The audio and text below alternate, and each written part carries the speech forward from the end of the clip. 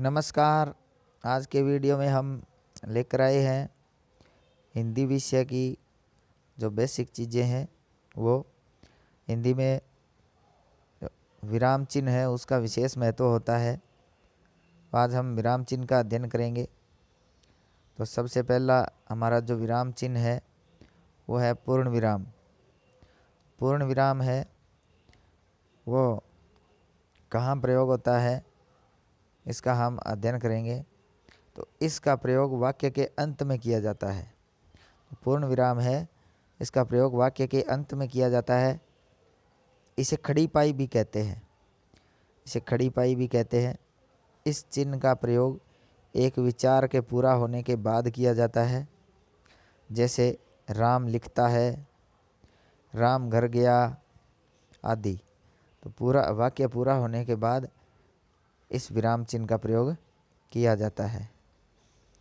दूसरा है अर्धविराम। अर्धविराम है ये चिन्ह अल्प विराम जब हम लगाते हैं उसके ऊपर एक बिंदु लगा होता है। तो जहाँ अल्प विराम की अपेक्षा थोड़ा ज़्यादा रुकना हो वहाँ अर्धविराम चिन्ह का प्रयोग होता है। तो अल्प विराम हम अल्प विराम में रुकते हैं, उससे थोड़ा ज़्यादा रुकेंगे उसे अर्धविराम कहते हैं। और अर्धविराम में थोड़ा ज़्यादा रुकना होता है अल्प विराम से, इसलिए इसको अर्धविराम कहते हैं। जैसे राम तो आया आ गया, श्याम नहीं आया, तो यहाँ बीच में अर्धविराम का प्रयोग होगा। तीसरा होता है अल्प विराम। अल्प विराम जिसको इंग्लिश में कोमा भी कहते हैं। अल्प विराम का प्रयोग अर्धविराम से कम समय के लिए किया जाता है। जैसे विराट, शिखर और सुरेश ने मैच जिताया। तो यहाँ विराट और शिखर के बीच में हम थोड़ा सा रुक रहे हैं, तो थोड़ा सा रुकने के लिए अल्प विराम का प्रयोग किया जाता है। नेक्स्ट विराम चिन्ह है प्रश्न सूचक। तो प्रश्न सूचक चिन्ह है वो चिन्ह है, उसकी आकृति यहाँ प्रश्न सूचक चिन्ह के सामने दी रखी है कि जिन वाक्यों के अंत में प्रश्न सूचक चिन्ह का प्रयोग किया जाता है या होता है प्रश्न सूचक कहलाते हैं। या जिन वाक्यों में प्रश्न पूछने का ज्ञान हो उनके पीछे प्रश्न सूचक चिन्ह है वो लगता है। जैसे कौन, कब, क्या, कैसे, क्यों आदि के जो वाक्य के अंतर्गत शब्द प्रयोग होते हैं वो वाक्य प्रश्न सूचक होंगे। तो प्रश्न सूचक जो वाक्य है वो प्रश्न पूछने के काम आते हैं। नेक्स्ट हमारा पांचवा चिन्ह है, इसको कहते हैं विस्मय सूचक चिन्ह। इसमें खड़ी पाई के नीचे एक बिंदु लगा होता है। तो मन के हर्ष, विस्मय, शोक, घृणा, क्रोध आदि भावों को प्रकट करने के लिए विस्मय सूचक चिन्ह का प्रयोग होता है। तो मन के भाव प्रकट करते हैं हम, उस समय इन चिन्हों का प्रयोग करते हैं।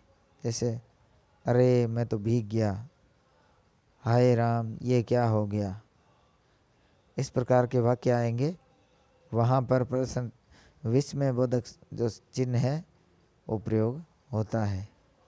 जैसे इस वाक्य में दिया है उफ भयंकर गर्मी है, तो उफ के बाद विस्मय बोधक चिन्ह लगा और भयंकर गर्मी है इसके बाद पूर्ण विराम लगेगा। नेक्स्ट आता है योजक चिन्ह। योजक चिन्ह जैसा कि आपको स्क्रीन पर दिख रहा है, तो योजक चिन्ह होता है जो अपने माइनस का निशान होता है उस प्रकार का चिन्ह होता है। और ये इसका मतलब होता है जोड़ने का चिन्ह। जैसे इस चिन्ह का प्रयोग दो समान शब्दों के मध्य और तुलना करने के लिए किया जाता है। जैसे हम साथ साथ हैं, सुख दुख आदि। हम साथ साथ हैं तो दो समान स्वरों को जोड़ने के लिए प्रयोग कर रहे हैं। सुख दुख में भी हम इन्हीं शब्दों का प्रयोग, इसी चिन्ह का प्रयोग करते हैं।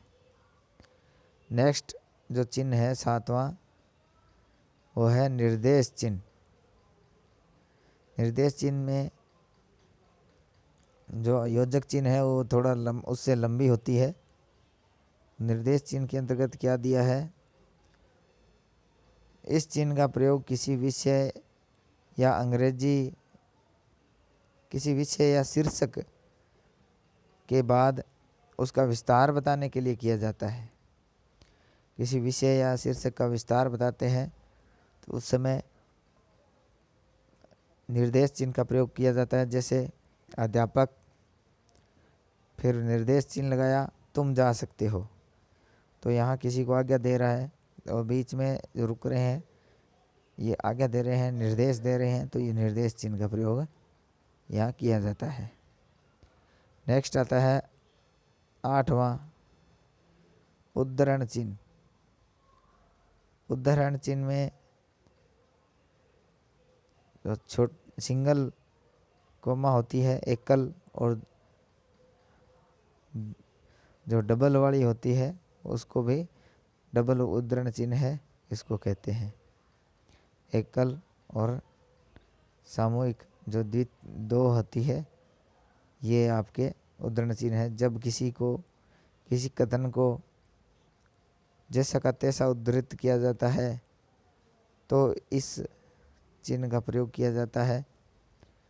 जैसे इकहरे, दोहरे चिन्ह, जैसे रामधारी सिंह दिनकर और सूर्यकांत त्रिपाठी निराला। इन शब्दों के पीछे इनके दोनों के निशान लगे हैं तो इसको उद्धरण चिन्ह कहेंगे। इकहरे चिन्ह और दोहरे चिन्ह दो प्रकार के होते हैं। नेक्स्ट आता है विवरण चिन्ह। विवरण चिन्ह आपको जैसे कि लिखा हुआ दिख रहा है, दो डॉट बिंदु होंगे और उसके आगे एक लाइन होगी। इस चिन्ह का प्रयोग विवरण देने के लिए किया जाता है। किसी का भी विवरण देना हो तो इस चिन्ह का प्रयोग किया जाता है।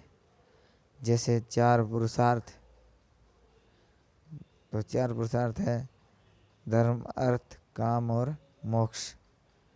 तो इस प्रकार हम यहाँ इनके उत्तर लिख देंगे तो आपका यहाँ उत्तर पूरा हो जाएगा। हाँ, तो आज की वीडियो में इतना ही। हमारे और वीडियो देखने के लिए हमारे साथ बने रहें। अगर वीडियो पसंद आए तो चैनल को लाइक और शेयर करें। आज की वीडियो में इतना ही। धन्यवाद।